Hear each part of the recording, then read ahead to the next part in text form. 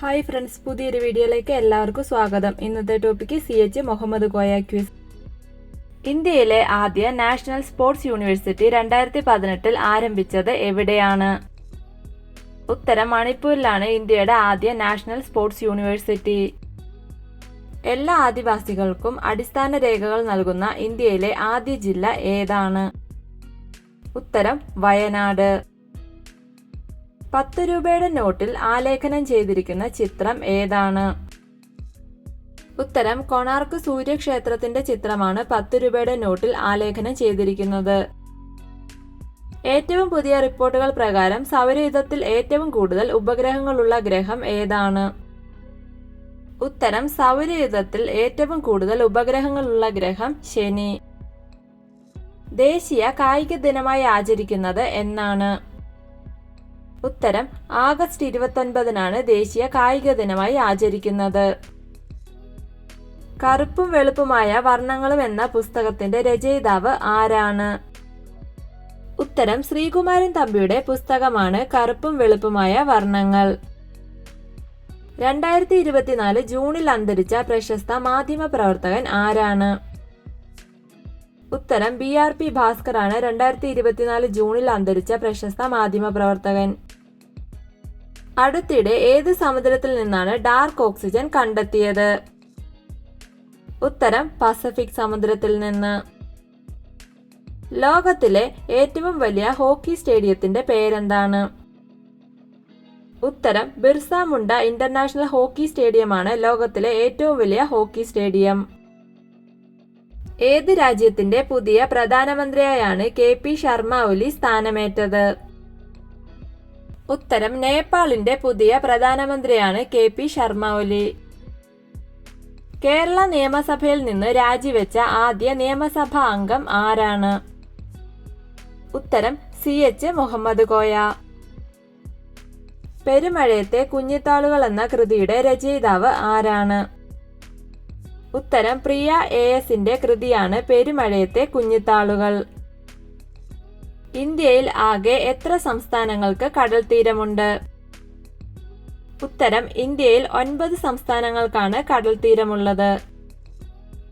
വരയാടിനെ സംരക്ഷിക്കുവാൻ വേണ്ടി പ്രൊജക്ട് നീലഗിരി താർ പദ്ധതി ആരംഭിച്ചത് ഏത് സംസ്ഥാനമാണ്?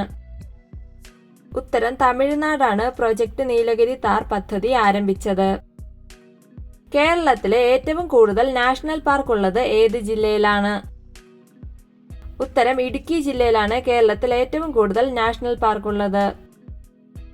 ഈയിടെ തീപിടുത്തമുണ്ടായ ഇന്ത്യയുടെ നാവികസേന കപ്പൽ ഏതാണ്?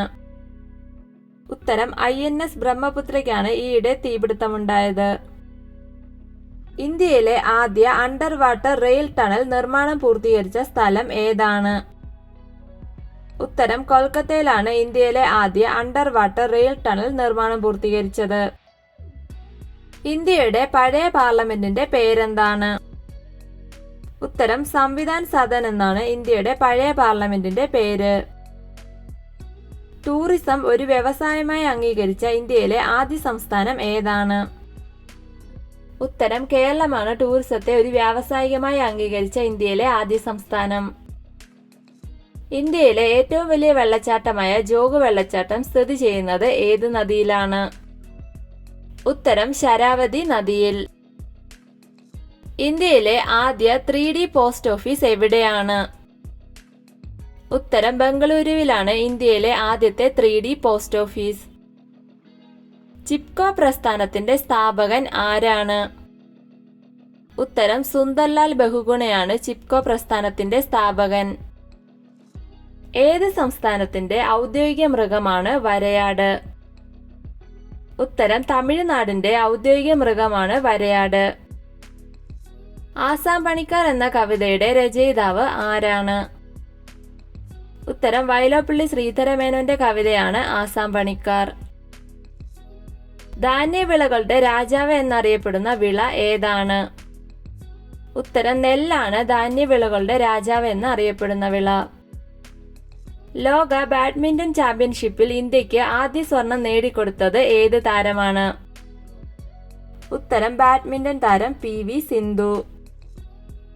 2024 ജൂലൈയിൽ അന്താരാഷ്ട്ര ക്രിക്കറ്റ് മത്സരത്തിൽ അമ്പയറായി അരങ്ങേറിയ മലയാളി ആരാണ്? ഉത്തരം രാജേഷ് പിള്ളയാണ് 2024 ജൂലൈയിൽ അന്താരാഷ്ട്ര ക്രിക്കറ്റ് മത്സരത്തിൽ അമ്പയറായി അരങ്ങേറിയ മലയാളി. വീഡിയോ ഇഷ്ടമായ ലൈക്ക് ചെയ്യൂ. നിങ്ങളുടെ അഭിപ്രായങ്ങളും നിർദ്ദേശങ്ങളും കമന്റായി രേഖപ്പെടുത്തൂ. കൂടുതൽ വീഡിയോകൾക്കായി ചാനൽ സബ്സ്ക്രൈബ് ചെയ്യൂ. Thank you for watching my videos.